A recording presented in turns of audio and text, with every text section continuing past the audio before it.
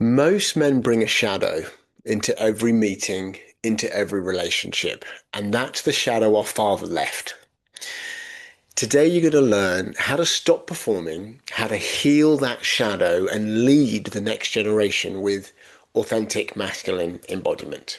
So, in the next 10 minutes, I'm going to show you how this father shadow shows up in like the boardroom at work, in relationships, how to name and grieve it without victimhood, and three breath-based embodied practices that transform that lack into steady leadership, courage, power. This is not therapy, but it is kind of an initiation. Part one, the ghost in the boardroom, is that absence becomes a strategy. Okay, so if a father's approval was missing, like if that rite of passage, if that transmission wasn't offered, many of us adopt overperforming, or chronic insecurity, questioning ourselves, doubting ourselves, weak decisions as a survival mechanism.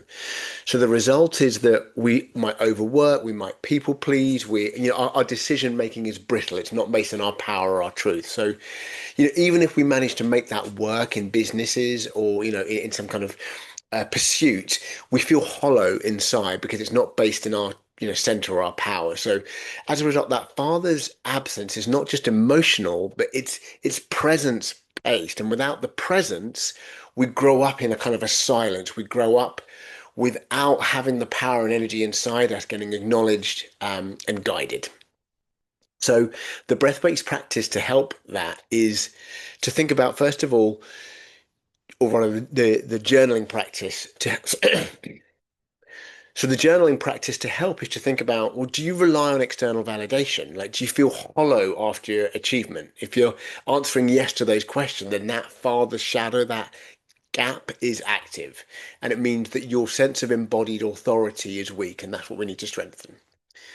So the second part is what I call the anatomy of the fractured legacy. And what I mean by that is not just all absences are physical. So emotional unavailability or just, absence or lack of it being there creates shadow traits in us like volatility, passive aggression, or like a frozen silence. So these aren't defects. Nothing's wrong with the masculine in that sense, but it's a unhealthy adaptive strategy. So when that resentment gets repressed, it becomes like a silent saboteur of your decisions and our relationships. So the fractures, it's not in our memory, but it's in an experience we had that was never mentored, never shown how to grow up. So a little thing we can do to start helping this one is to take a deep inhale and notice when you think about it, where does your body or your chest tighten? Because that's a breadcrumb that you need to follow to show you, that this is part of where that fracture lives inside me.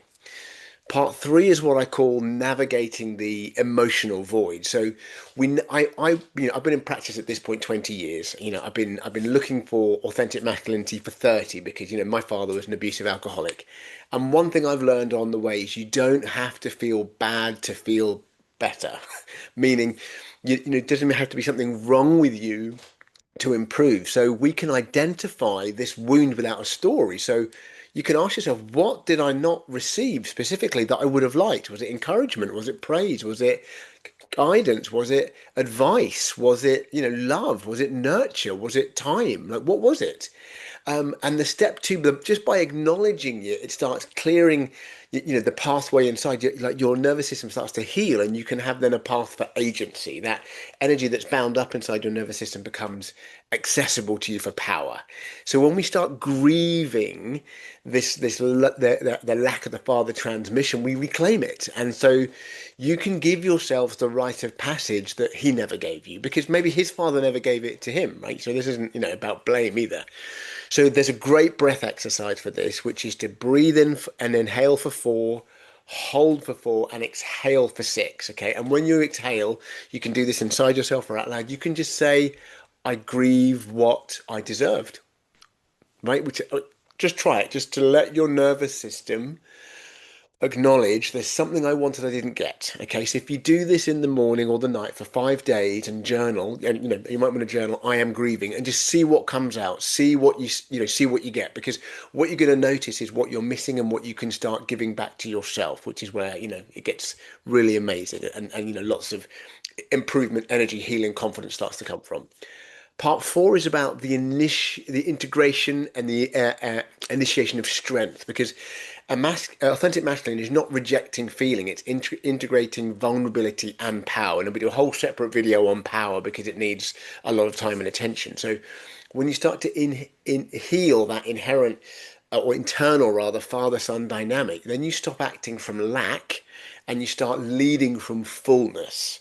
Okay, so this part has three pillars. Authentic masculinity has three pillars in reference to this, which is stillness under pressure, which means can you be in a state of chaos and not react? Okay, if you can't, then your wonderful breath practice in for 4, hold for 4, out for 8, and pause when you're in a state of chaos so that you don't react, but you come back to your center and choose consciously how to act. The second is, can you be present but without projecting on others? And that means you show up but you don't force an outcome. Okay, so the way, one thing you can do is start using I language. So you come into your center in your body and you can say, I feel, I need, I request. There's no blame in that language at all. It's all about you expressing what you want, need, and think. It takes much more courage. It has much more power. It gets much more traction.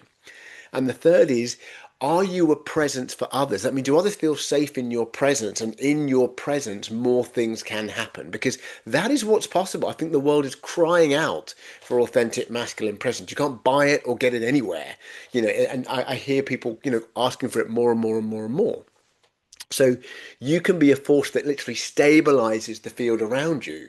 So you could, for example, practice leading a meeting, but without an agenda. So you have an intention, like we'd like to create this, and then let other people add in and see what emerges. Whereas before you might have been controlling an outcome, right? So part 5 is, well, how do we build a modern blueprint out of all this? So, fixing these things is not about replacing our fathers or even changing them. It's about modeling something better for ourselves first, for the other men and brothers in our lives, and for the boys and children around us. Okay, so that we start role modeling presence, not performance. And we teach that presence at home, at work, in your friendships, just by doing it, just by being present. And the long-term impact is we're going to end up with children who are inheriting steadiness rather than this scrambled sense of identity, which particularly comes from performance. And we cover that in, navigating the masculine identity in other videos. I'll put links at the end of this one. So a great journaling exercise is just to do an in-breath and think, whose idea am I holding? And as you breathe out, whose ideas am I releasing? Like, who taught you how to be like this? Does it work? Is it a good idea? You do that for 7 days and do some journaling with it, you will discover some startling insights. So you're not broken. Masculinity is not broken, but the presence and power you needed, your father never typically taught you how to embody. Like, it wasn't modeled for us. Okay, so there wasn't a curriculum for how a boy goes into a man. There weren't milestones and rites and rituals for most of us laid out. There weren't embodiment practices, and we weren't mentored into it. So the work isn't to replace our fathers, but it's to become the man who embodies what he could not. I mean, I have sons. I genuinely hope my sons stand on my shoulders and leap. Okay, so I'm going to model to the best I can, but I want them to become more than me. So we have to become the presence, become the power, become the fathers we never had, and it's possible.